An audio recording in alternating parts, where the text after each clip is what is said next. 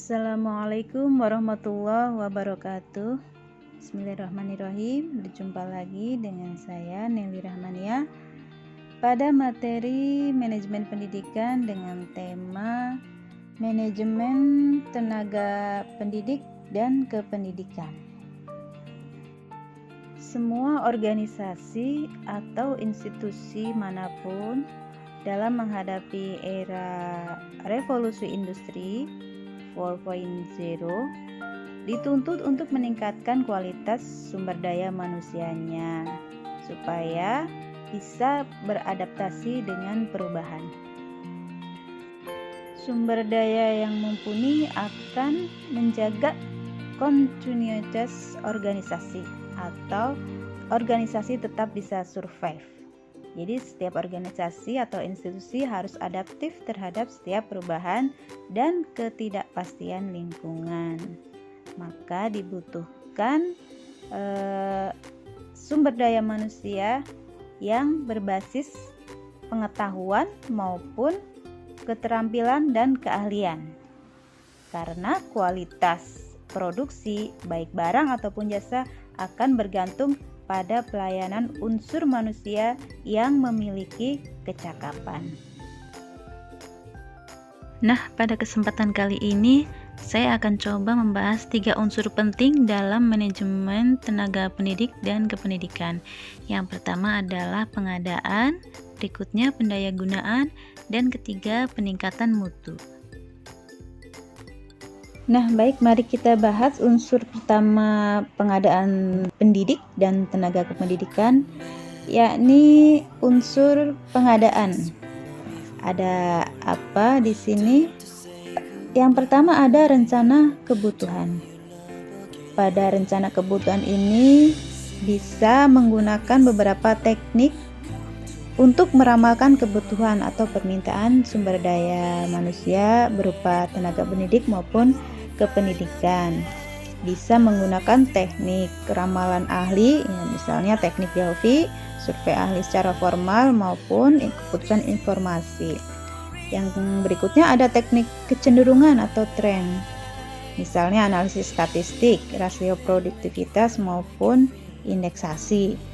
Ya, dan berikutnya ada teknik yang lainnya, misalnya ada analisis anggaran dan perencanaan, ada model-model komputer, ada analisis usaha baru, ada model pendekatan normatif, dan lain sebagainya. Itu bisa menggunakan salah satunya untuk mengetahui kebutuhan yang dimaksud. Kemudian prinsip yang harus diperhatikan dalam rencana kebutuhan adalah sebagai berikut. Prinsip yang pertama adalah formasi real dibutuhkan atau benar-benar nyata dibutuhkan, ya, berdasarkan analisis kebutuhan yang telah dilakukan. Jadi dibutuhkan misalnya formasi sebagai kepala bagian tata usaha, atau formasi guru IPA, atau formasi guru matematika, dan lain sebagainya. Yang memang formasi tersebut belum ada atau belum memenuhi kriteria yang pas, maka itu bisa dijadikan sebagai prinsip rencana kebutuhan pengadaan. Yang kedua, prinsipnya adalah mengacu pada analisis jabatan. Jadi prinsip the right man on the right job itu harus diterapkan, itu menempatkan seseorang pada posisi yang pas atau yang tepat. Yang ketiga adalah prinsip objektif. Jadi penempatan maupun pemposisian tenaga pendidik maupun kependidikan tadi berdasarkan penilaian objektif, bukan berdasarkan misalnya karena KKN, karena kedekatan, karena persaudaraan, dan lain sebagainya. Pada proses berikutnya adalah proses pengumuman formasi. Setelah diketahui formasi apa yang dibutuhkan, lalu dibuat pengumuman formasi yang dimaksud. Berikutnya ada tahapan pengajuan permohonan lamaran. Lalu akan diadakan seleksi. Biasanya ini berupa tes tulis, tes wawancara, tes kesehatan maupun yang lainnya. Yang terakhir adalah pengumuman hasil seleksi yang telah ditetapkan oleh institusi. Nah, pada unsur berikutnya yaitu pendayagunaan tenaga pendidik dan kependidikan. Yang pertama ada proses penempatan. Setelah diumumkan hasil seleksi, maka berikutnya adalah proses penempatan melalui strategi susunan kepegawaian untuk formulasi yang telah ditetapkan. Kemudian rencana formulasi tadi diimplementasikan dengan menempatkan hasil keputusan hasil seleksi tersebut. Kemudian prinsip the right man on the right job dilaksanakan, yaitu menempatkan posisi seseorang sesuai dengan kemampuan atau kompetensinya. Selanjutnya ada transfer atau mutasi, yaitu pemindahan seseorang kepada posisi baru secara esensial memiliki kelas dan tingkat yang setara atau sama, baik kompensasi maupun posisi. Nah, seringkali jenis pekerjaannya adalah sama meskipun dibutuhkan pada kasus yang berbeda. Misalkan guru di sekolah A dipindahkan atau ditransfer ke sekolah B dikarenakan di sekolah B lebih membutuhkan tenaga yang dimaksud. Seperti itu. Lalu berikutnya ada promosi. Nah, promosi yang dimaksud di sini bukan iklan ya, bukan promosi iklan. Promosi yang dimaksud di sini adalah pemindahan seseorang ke tingkat pekerjaan dan tanggung jawab kepada yang lebih tinggi. Ya, jadi diposisikan pada tingkat yang lebih tinggi. Jadi secara otomatis maka kompensasinya ikut meningkat. Nah, dengan demikian jika strategi ini lebih diimplementasikan secara efektif, maka memungkinkan bagi seseorang pendidik atau pegawai untuk dipromosikan. Nah, selanjutnya ada demosi. Apa itu? Yaitu penurunan seseorang pegawai atau karyawan atau pendidik ke posisi yang lebih rendah, alias demosi ini berarti diturunkan. Nah, seringkali seseorang dipindahkan dengan berbagai macam alasan. Misalnya karena sudah tidak produktif, karena sudah tidak kompeten, tidak sesuai dengan kemampuan dan keterampilan sebagaimana perkembangan, maka bisa saja seorang pegawai diturunkan. Nah, ini disebut dengan demosi. Berikutnya ada istilah kompensasi. Kompensasi ini adalah suatu cara manajemen atau institusi untuk meningkatkan prestasi kerja para pegawai. Maka dibuatlah stimulus dengan cara memberikan kompensasi. Jadi, kompensasi adalah segala sesuatu yang diterima pegawai atau karyawan sebagai balas jasa untuk performa atau kinerja mereka. Nah, selain kompensasi tadi, ada juga istilah tunjangan pemberian fasilitas. Nah, yang terakhir ada program keselamatan dan kesehatan.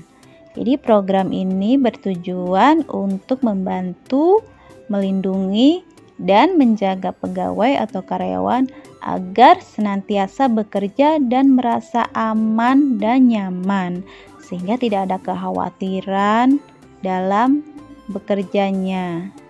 Maka tugas dari institusi atau manajemen yakni menyediakan fasilitas berupa program K3 pada semua karyawan, yaitu program keselamatan dan kesehatan. Kalau di dalam lingkup pegawai negeri sipil atau ASN, kita mengenal ada istilah jam sostek ya, atau askes,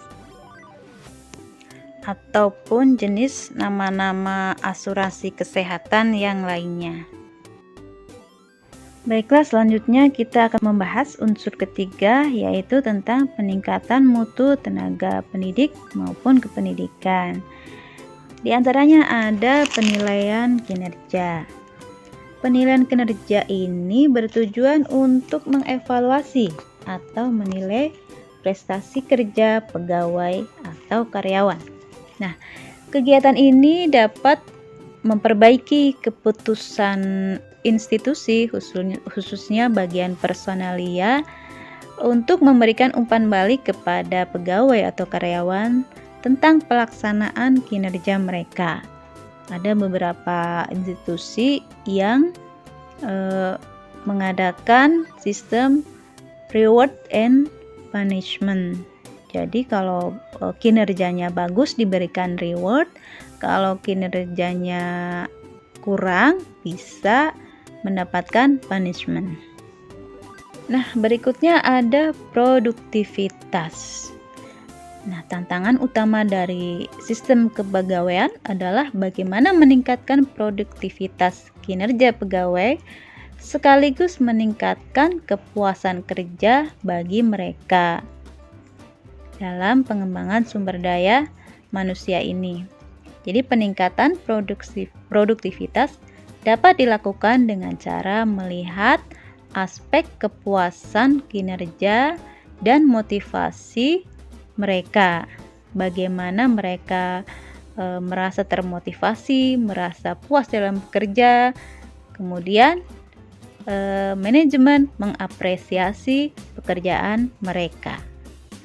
Selanjutnya ada evaluasi program dan strategi.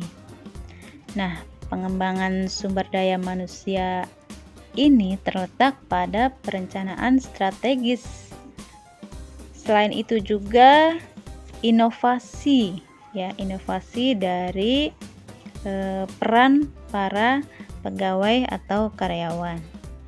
Jadi tentu saja karyawan yang memiliki program maupun strategi yang kreatif akan meningkatkan performa kinerja mereka. Jadi ini perlu rutin dievaluasi. Nah, pembahasan yang terakhir adalah tentang pengembangan karir. Apa sih? Kenapa penting? Pengembangan ini mengajarkan berbagai keterampilan baru bagi karyawan atau pegawai agar mereka tidak menjadi usang atau tidak layak untuk memenuhi keinginan karir mereka atau untuk meningkatkan karir mereka. Karena lingkungan setiap saat berubah sehingga pengembangan pun harus dilakukan.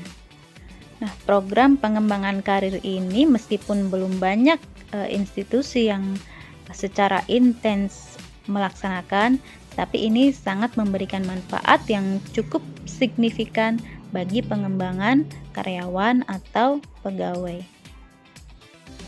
Maka dalam hal ini, peran organisasi dalam pengembangan karir pegawai ada 3 hal. Yang pertama adalah peran dalam pendidikan karir. Nah, dalam hal ini bentuknya bisa memberikan fasilitas berupa pendidikan dan latihan, seminar, workshop, lokakarya, dan lain sebagainya. Ini bisa difasilitasi oleh institusi atau organisasi. Nah, peran yang kedua adalah sebagai penyedia data dan informasi tentang jenjang karir. Jadi, organisasi atau institusi menyediakan informasi berupa data-data yang dibutuhkan mengenai formasi apa yang dibutuhkan, apa saja syarat-syaratnya, bagaimana prosedurnya, dan lain sebagainya. Nah, peran yang ketiga yakni bimbingan karir. Upaya bimbingan karir ini dimaksudkan untuk menentukan karir apa yang paling tepat bagi karyawan atau pegawainya yang dilakukan oleh manajemen atau institusi melalui penyadaran minat dan kemampuan untuk memilih jalur karir yang tepat. Nah, hal ini bisa dilakukan dengan melalui tes bakat yang dikaitkan dengan jalur karir karyawan. Nah, selain peran organisasi dalam perencanaan karir, maka di sini juga ada peran pegawai atau karyawan dalam perencanaan karir mereka. Yang pertama adalah meningkatkan unjuk kerja. Jadi bagi para pendidik atau karyawan atau pegawai harus memperlihatkan dan meningkatkan kinerja yang baik. Karena untuk kinerja yang buruk akan mempersempit peluang mereka dalam menapaki jalur karirnya. Yang kedua, menunjukkan potensi individu pribadi. Jadi, pendidik atau karyawan atau pegawai menunjukkan kemampuan potensi diri apa yang menonjol pada setiap individu kepada pihak manajemen atau institusi, sehingga dia berhak dan layak melakukan pekerjaan yang ditugaskan. Nah, ini bisa ditunjukkan baik melalui laporan kinerja yang dia buat, presentasi, maupun kolaborasi dalam sebuah tim. Karena tanpa terlibat atau tanpa terlihat kinerjanya atau potensinya, maka tidak akan terlihat kemampuan khusus atau kemampuan spesial dalam sebuah pekerjaan. Maka memperlihatkan kemampuan potensi individu itu cukup penting. Yang ketiga, meningkatkan keterampilan pribadi. Jadi kalau tadi menunjukkan potensi, sekarang meningkatkan keterampilan pribadi. Jadi keterampilan yang telah dipunyai sekarang lebih ditingkatkan lagi, yaitu dengan mengikuti program pelatihan dan pengembangan atau kursus atau melanjutkan pendidikan ke jenjang yang lebih tinggi. Maka ini dapat membantu dalam pengembangan karirnya. Yang keempat, bisa dengan mencari seorang konsultan atau mentor. Nah, bagi para pendidik atau karyawan dapat mencari bimbingan karir secara informal dengan mencari tenaga konsultan atau mentor untuk membantu dalam mengembangkan karir supaya ada promosi atau jenjang yang lebih tinggi. Yang kelima adalah dengan memperluas jaringan dan informasi.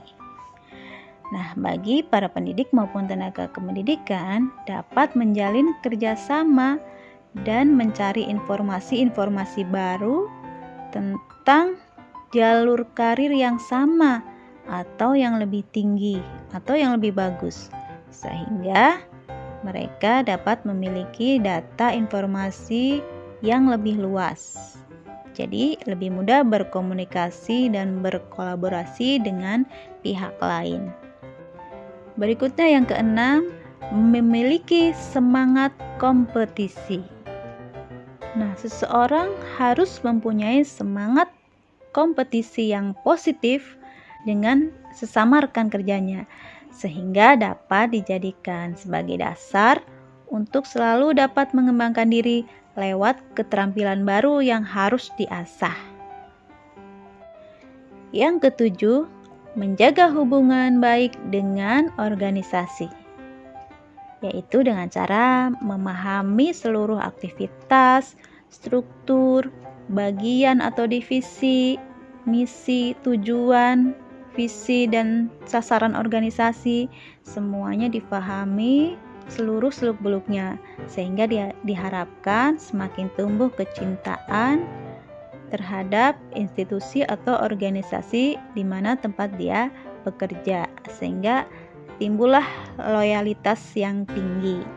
Dengan demikian, maka dia akan berusaha menyelaraskan tujuan pribadi dengan tujuan organisasi, sehingga keduanya dapat berjalan secara seimbang dan saling terbina hubungan yang lebih baik. Yang selanjutnya adalah mengundurkan diri. Nah, terkadang mengundurkan diri dari sebuah organisasi bisa menjadi pilihan baik bagi seorang karyawan apabila dia menganggap bahwa jalur karirnya yang sedang dialami saat ini mengalami kemacetan, mandek atau mentok hanya segitu-segitu saja, tidak bisa berkembang. Nah, dengan mengundurkan diri memungkinkan dia pindah ke tempat lain supaya mendapatkan pengalaman dan pengetahuan yang lebih untuk mengembangkan karir pribadinya.